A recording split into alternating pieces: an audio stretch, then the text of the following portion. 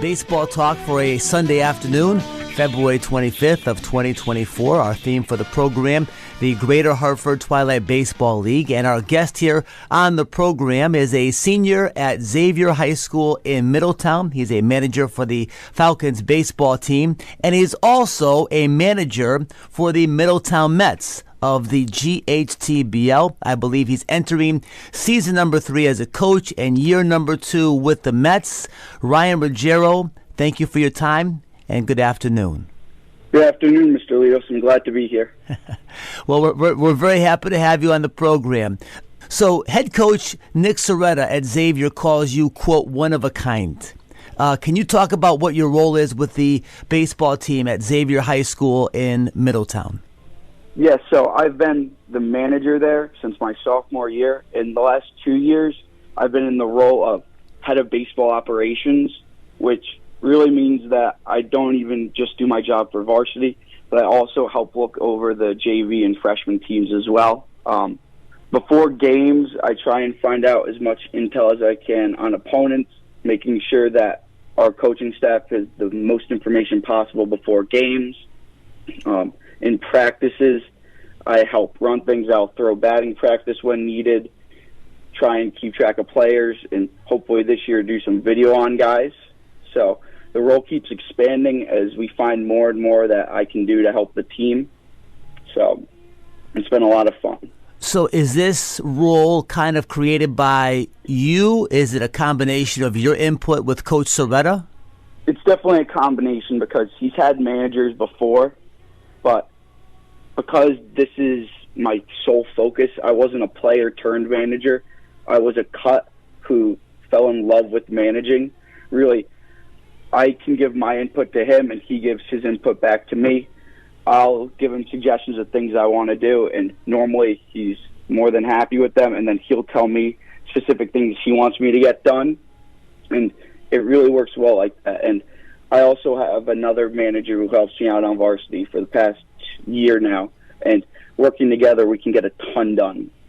You're entering your 4th year with the Greater Hartford Twilight Baseball League here, this upcoming 2024 campaign. Can you talk about how this connection came about? Yeah, so my freshman year, I was the manager for the freshman team, and the coach of that team, a guy named Johnny Martin, pitched for the Malov Jewelers, the former Middletown Twilight League team. And at the conclusion of the freshman season for high school, he told me that the Jewelers were looking for someone to keep the book for them for the games, and he offered me the role. And that was my introduction into the league. And by the end of that season, I had met Wes Ulbrich, who's the secretary of the league, and we talked a good amount during a tournament at Palmer Field. And it was that day he offered me the role of assistant secretary for the league. And from there, my role has just expanded year by year. So what does your role entail as far as assistant secretary is concerned? It spans a vast range of things. So I'll help respond to different emails with different managers from teams who have questions regarding umpires, fields, rainouts, anything like that. I use Arbiter to help reschedule games with umpires.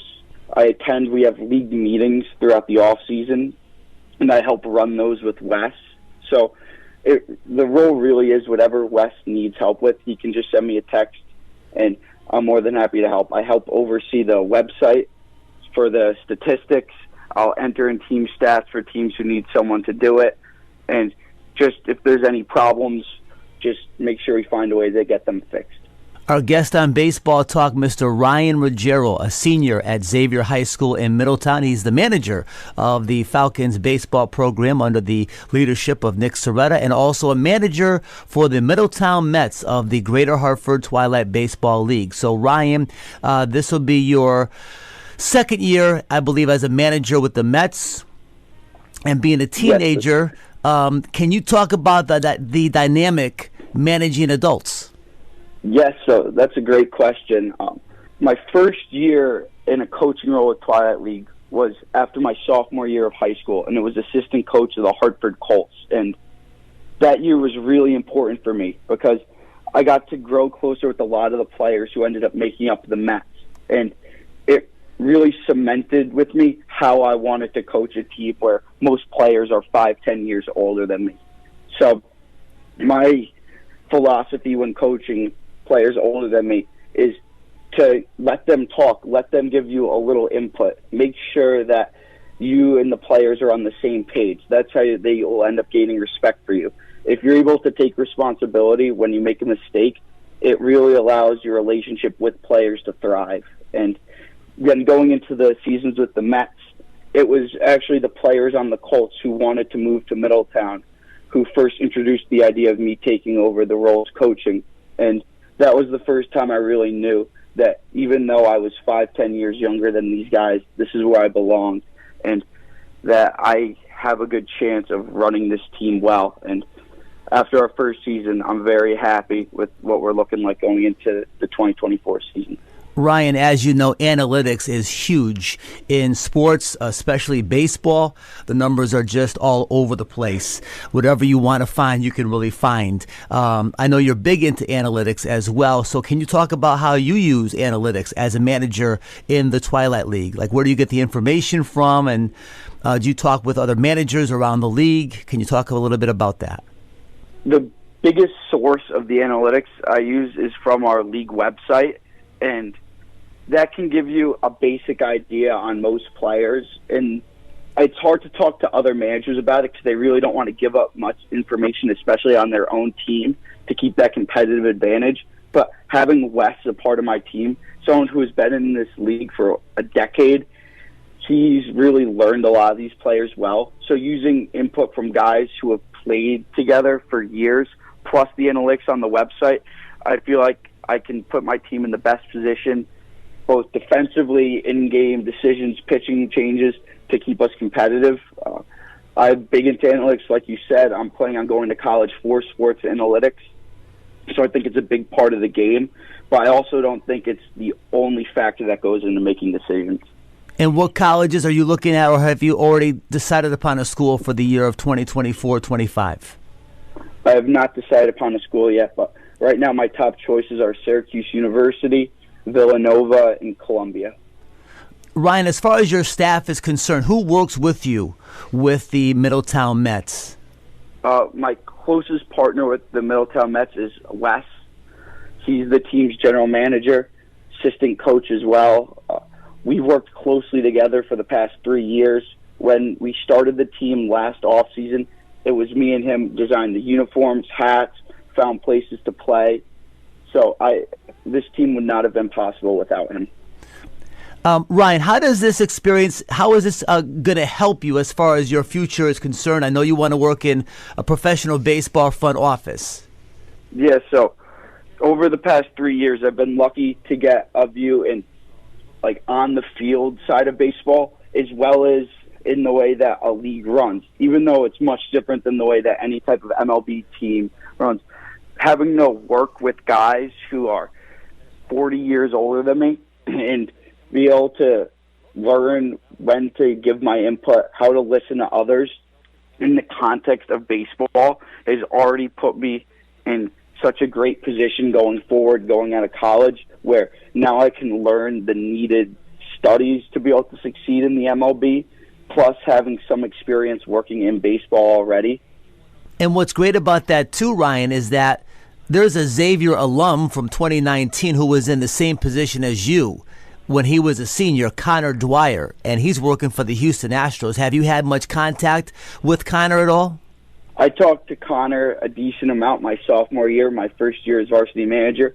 I met him at a game down in Fairfield University when we played prep, and I really want to follow in his footsteps.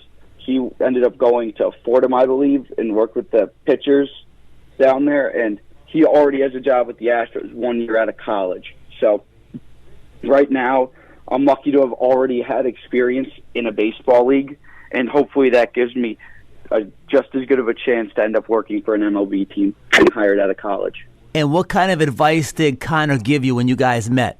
The advice he gave me was to keep working hard and make sure I hone in on the part of baseball I really love, because he ended up finding out that was more of an applied analytics, so working with players based off of analytics.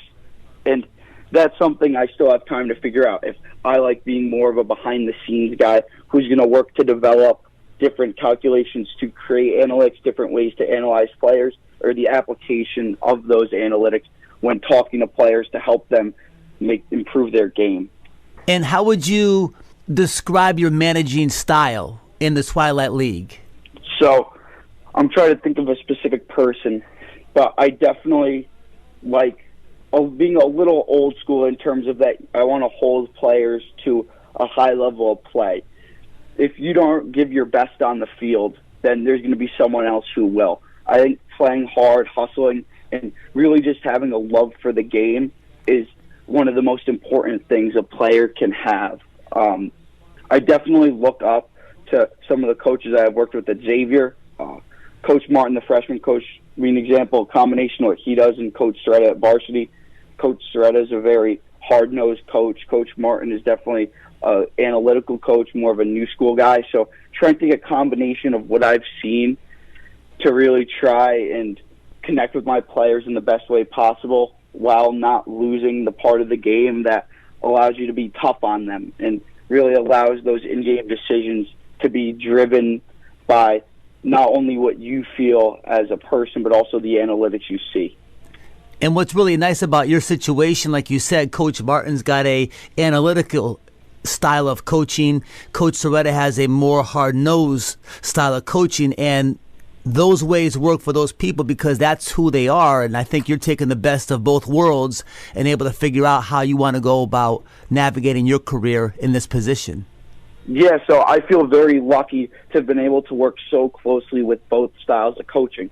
A lot of coaches, they played for one coach and they never got to see it from a more managerial perspective like I have. But being able to work with these guys day in and day out and see the different parts of their coaching philosophy that really works and gets players riled up and makes the best decisions in game, being able to take those and now apply it to my own team while I'm still 16, 17 years old has really allowed me to become my own coach while continuously improving.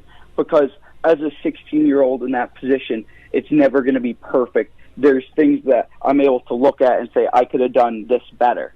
But having that time to grow and then having the time in the spring to be around a different coaching style really allows me to think about what I'm doing on the field with my players a little better, and I think it's formed me into a better coach already.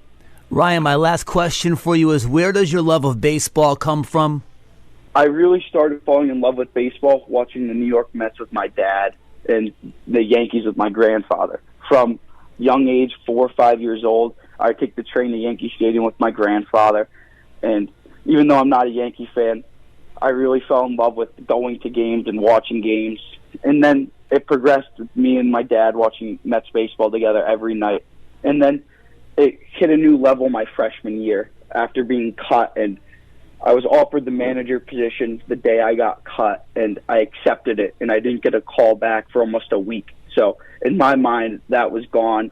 Baseball was basically over for me. I was just going to be a fan for the rest of my life. But for my first day as manager, I ended up getting the call from Coach Martin.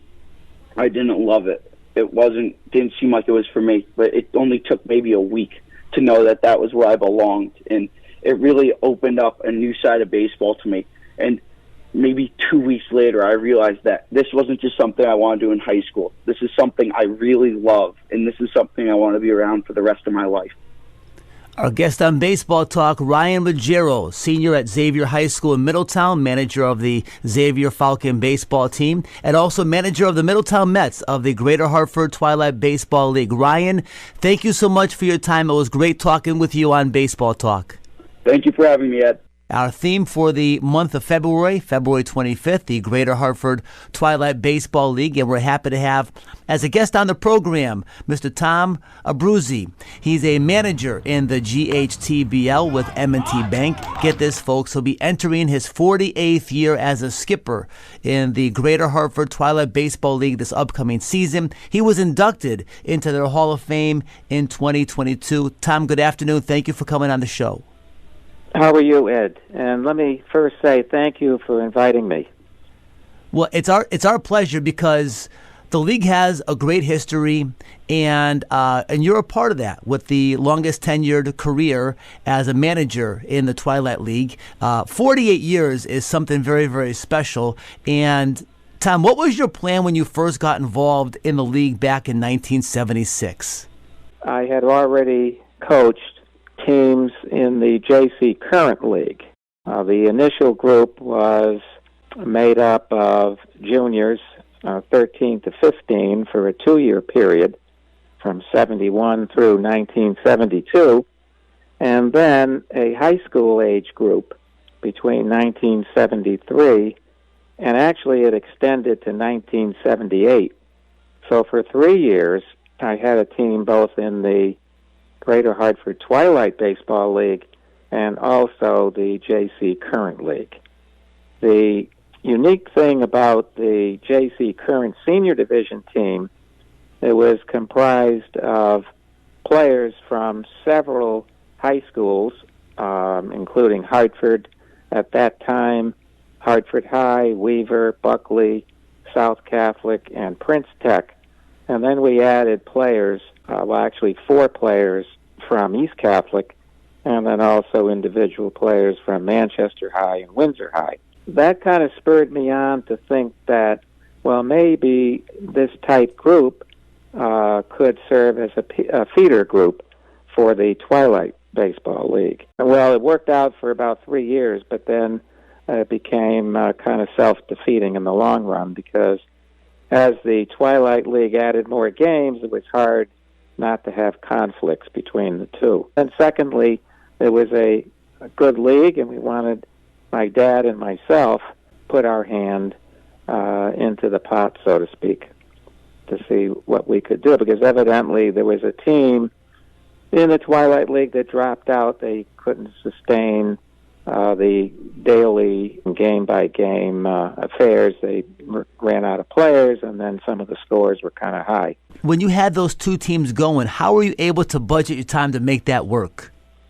Well, first of all, Jim Gallagher, the secretary of the league, who was responsible for the scheduling, knew that, as a high school teacher at the time, that I wanted to bring along both groups. So he helped work out a schedule so that there were no conflicts.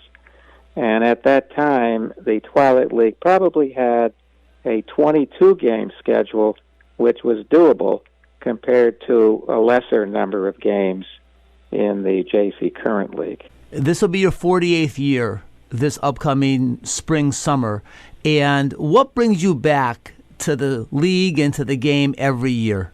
Well, I've always enjoyed baseball growing up, having opportunities to throw in the backyard as a child with my dad, and then playing some pickup games at Colt Park. We lived not too far from Colt Park off of Weathersfield Avenue. So it was just an opportunity to continue, an avocation, an interest in baseball. I didn't play in any, teams as such.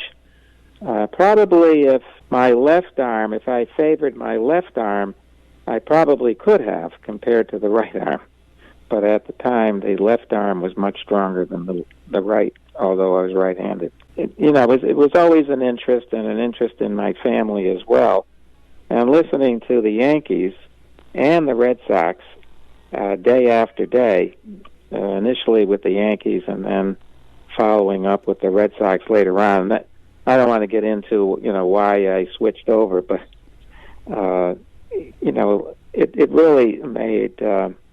It was an influence that, I do remember. Tom, I have a 2-part question for you. Number 1, how would you describe your managerial style? And then number 2, who are 1 or 2 or 3 people who made a really big impression upon you as a manager/coach? The managerial style, really, you have to put your faith in the players.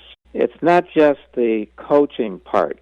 It's also the feeling that you need to support them as individuals and encourage them and constantly remind them that it's a team effort and that we all have to work together to be successful. And then our fortunes changed. Initially in 1976, as with any new team, there's going to be a trial and error situation where it doesn't always work perfectly, where you're going to win many, many games. Initially, we only won 4 games out of 22. But at the end, we did much better.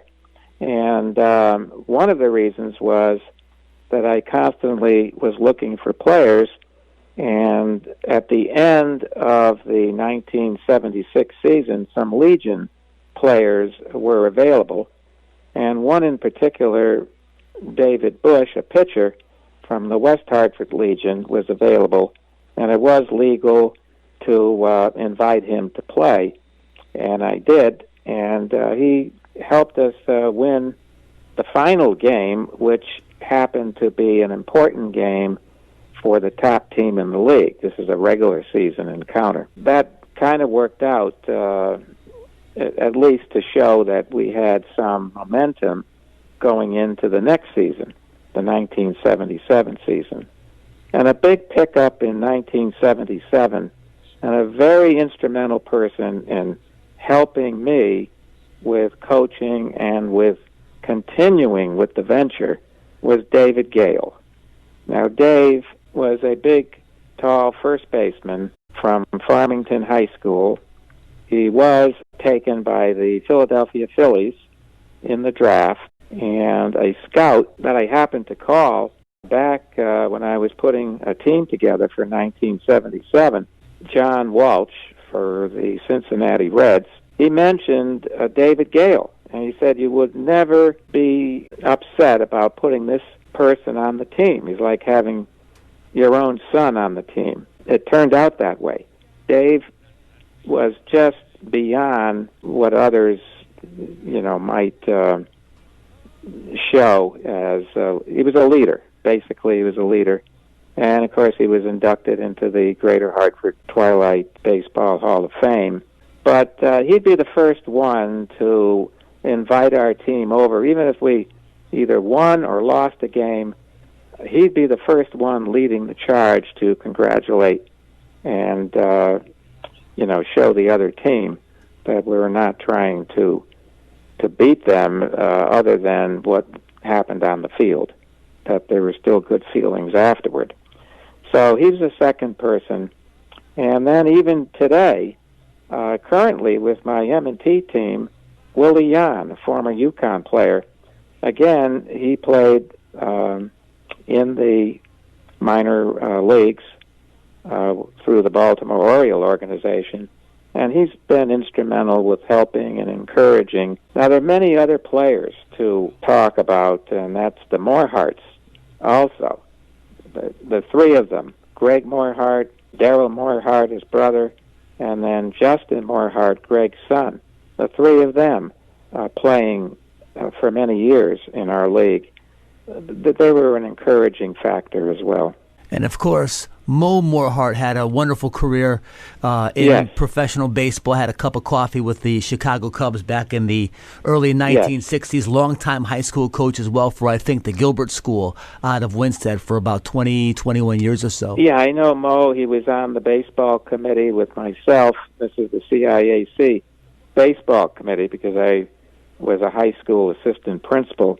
One of the responsibilities was serving on this baseball committee, and Mo was always there. His sons reflected a lot of his talents and abilities and good spirit. Our guest on Baseball Talk is Tom Abbruzzese, longtime skipper in the Greater Hartford Twilight Baseball League since, get this folks, 1976, inducted into the Twilight League Hall of Fame just 2 years ago in 2022.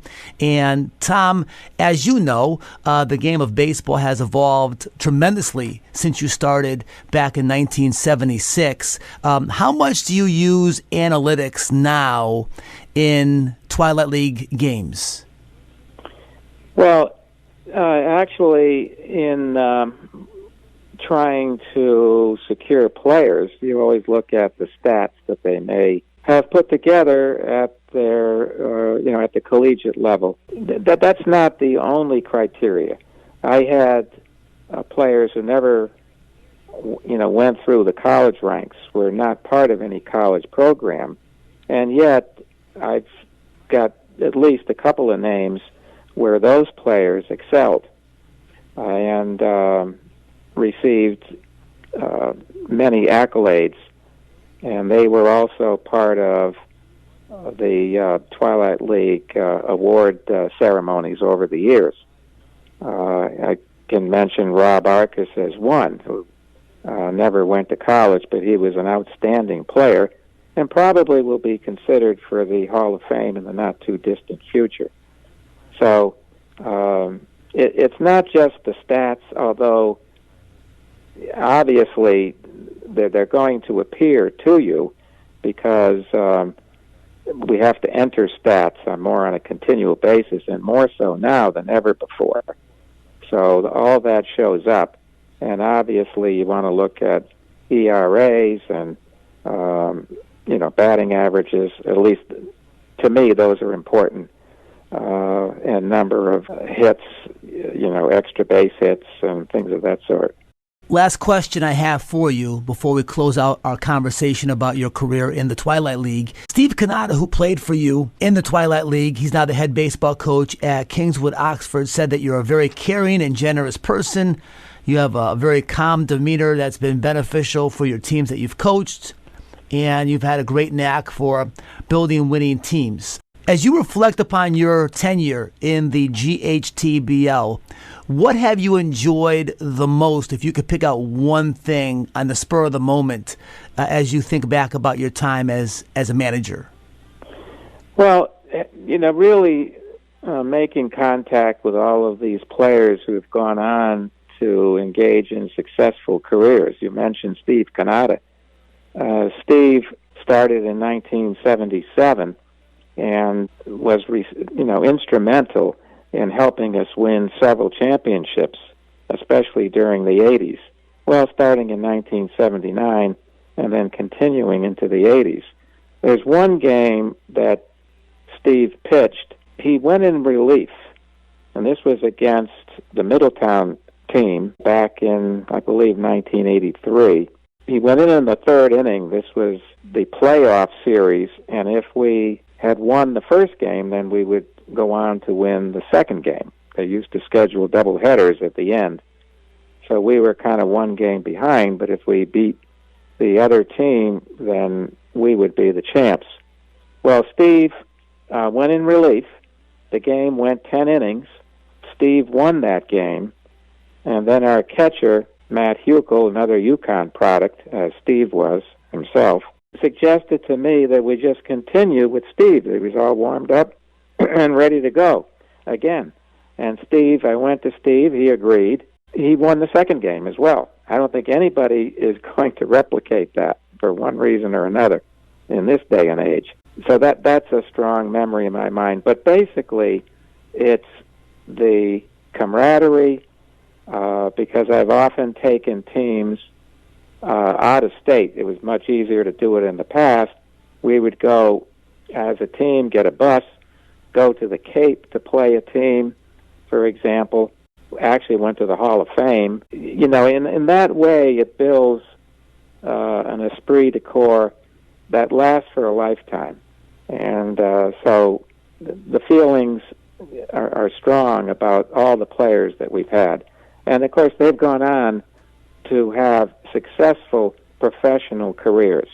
There's many teachers, lawyers, even had a doctor as part of our team. He wasn't a doctor, when he was playing for me, but he went on to become one, a medical doctor. So that's what I feel is most enjoyable about the league and its history. And I'm just glad to be part of that. Tom, thank you very, very much for taking time to talk about your career in the Twilight League. Ed, thanks. And thanks for reminding me about how many years. They go by so fast. I can appreciate that. our guest on today's program right now via phone from Port St. Lucie, Florida, where it's a mere 74 degrees, is Wes Ulbrich. Welcome, Wes. Hey, thank you. Thank you for having me on. Always a pleasure. Wes, we're happy to have you on the show, and we're very jealous that you're in Florida watching the New York Mets in action at spring training. How awesome is that? We're 10 minutes away from the first pitch against the Astros. Astros didn't look very good in BP with some of their rookies, so I'm hopeful for the Mets today. Well, enjoy your time once we get you off the air to enjoy the ball game. So listen, Wes, you're the league secretary, you're the unofficial historian, you play, you're a manager for the Middletown Mets, a GM, I should say. How did you first become connected to the Greater Hartford Twilight Baseball League outside of your playing days? Yeah, so I first got involved when Tom Abbruzzese, your last guest, called me saying he needs an infielder on his team, and I was just 19 years old, and I've been a part of the league ever since. Now I'm 36. So, what's that, 17 years? And I started as secretary in 2015 after Mark and Jane Foss retired from the league, and we passed on the reins to the next administration, to me and Coach Holowati, Bill Holowati, today. So tell us, Wes, where does your love for the league's history come from? Really, it comes from growing up playing baseball every day, always having a ball in my hand. And, my just general education. My mom's a historian. She has her own interest in maritime history. So I kind of grabbed onto baseball history, and there's just so much hidden stuff in Hartford because we're an old city, and the Hartford area has a lot of great baseball players. Even before 1929, when our amateur league started, there was a lot of baseball going on. Babe Ruth was visiting. Ty Cobb visited Hartford. So there's baseball fever in Hartford in the golden era, and it's continued. 100 years almost. 5 more years, and we'll be 100 years old as a league. And Wes, not only were they in Hartford, Ty Cobb, I believe, and Babe Ruth and Walter Johnson, the big train, they were also in New Haven at one point in time. Yeah, at the Lighthouse Point there in New Haven, they had a couple big games there, and there's some cool postcards of the Lighthouse Point baseball field back then. I think in one of the postcards you can see Ty Cobb taking a seat on the outfield grass. If you want to look up that post, you can Google the postcard. It's actually on our website too. But I think it's Ty Cobb. It's not confirmed, but more research has to be done. Wes, when you talk about the history of the GHTBL, you've had about 350 alumni who had a career in pro baseball. Among them is 1986 Xavier grad and Baseball Hall of Famer back in 2017, Jeff Bagwell. Do you know of any other league that can boast a number of that size? Not an amateur league. We're pretty unique in that way. We're not the oldest Twilight League in America, but we're pretty close. I think we're second to a league in Portland, Maine. But I don't see anything on their site about pro players matriculating to the next level, like we have. We were blessed with people like Jeff Bagwell. A.J. Pollock played for a few games. Some people play for a few games, and some people are more lifers like me. There's people like Gary LaRocque from West Hartford, who is in our Hall of Fame, and he's now the player development executive for the Cardinals. And so there's people like that, and it's a great long list. If you go to ghtbl.org/pros, you can see the list of players. That's just amazing. So Harry Anderson was the league's first president back in 1929, way before our time. Bill Holowati, the former head coach at Eastern Connecticut State University, is now the holder of that title since 2018. And former UConn coach Andy Baylock is the league's vice president. What have coaches Holowati and Baylock brought to the league that's been beneficial? They've gotten us to play harder, play at better ballparks. They've raised money for us. They're alumni of the league themselves back in the 60s. So they love the league. They love GHTBL as much as the next player. And they've been instrumental in making us really a good steward for the community, too, because we're raising money every year at Dunkin' Donuts Park for a charity, for a local charity. And this year we'll be raising money for food banks around the state. Each of our 8 teams will be raising independently. Whoever fundraises the most gets a big prize. for that team. So this year at the park, we'll be raising for 8 different food banks, and that would be great. Okay, Wes, last year that was for Hartford PAL, and that was in like early mid-July. What are the exact dates offhand, if you know, of that event? The yard goats are going to give us the date soon. We don't know the date, but our season starts in late May, and we go till middle of August. Playoffs ends in middle of August. So usually we try to do the dunking game late July. We'll put it out there. I'll make sure you know, Ed. Thank you. We'll get you back on the air talking about that and do a news story with you for news and notes on baseball talk later on this summer, okay? Thanks. Hey, Wes, circling back to Coach Holowati and Coach Baylock, for those people who don't know, those two they're baseball lifers. I don't know Coach Baylock's age. He has to be about 85, 86 years old. The man's still very, very active in the game, has done stuff with the Norwich Sea Unicorns of the FCBL, the Norwich Navigators. I remember going to clinics that he put on for coaches. How did Coach Holowati and Coach Baylock become involved in the Greater Hartford Twilight Baseball League? Well, besides playing in the league, Coach Holowati played for Hamilton Standard back in the 60s. It was as he was a UConn basketball player. So he knew about the league back then, but he kind of came over after his Eastern career, and he brought Andy along. Andy Baylock, by the way, still pitches BP for the Sea Unicorns and Eastern Connecticut State University. I'm not sure how old he is either, and I think it's on Baseball Reference, but these guys hide their age very well. It's pretty amazing. It says, and I say that with love, and I really respect them. They were both at my wedding a couple years ago, and I had one of my Twilight jerseys, and we got a picture at our wedding. That's great. So these guys are like heroes of mine and other people, and they're just great coaches, great men. It says on the web that he's 85 years old, and he's still rocking. That's amazing. I love it. Yeah, he throws good BP, for real. Well, the league held its annual Hall of Fame induction ceremony back on November 18th of last year. The Hall of Fame is something that Jack Repass is responsible for back in 1982. Who got inducted this year? Yeah, we had 10 more inductions this year. We had someone like Walt Nakanekney, who has a son playing in our league. Zach Nakanekney, who plays at Southern Connecticut. It was Walt's era, the 80s and 90s era guys that got in. Yep. If you want to see who got in, you can go to our website. There's one of the stories on the homepage there, GHTBL.org. It was a good event, and I want to shout out to the man who runs the Hall of Fame committee now. It's Steve Krajewski from Vernon, and he was a catcher for the Vernon Orioles many years, and he's been under the weather lately, so I wish him well as our South Windsor Phillies coach, Ron Pizzanello. These guys are under the weather lately, and I hope they get better. As do we. Go ahead, Ed. Wes, this year is going to be year number 95 of the Twilight League. Why has the league been able to last as long as it has? I think there's just, with our long winters in Connecticut, I think there's a lot of longing for baseball in the summer. Amateur players, guys that used to play professional, some of them we get coming back from their careers after they're done, they're working in the area.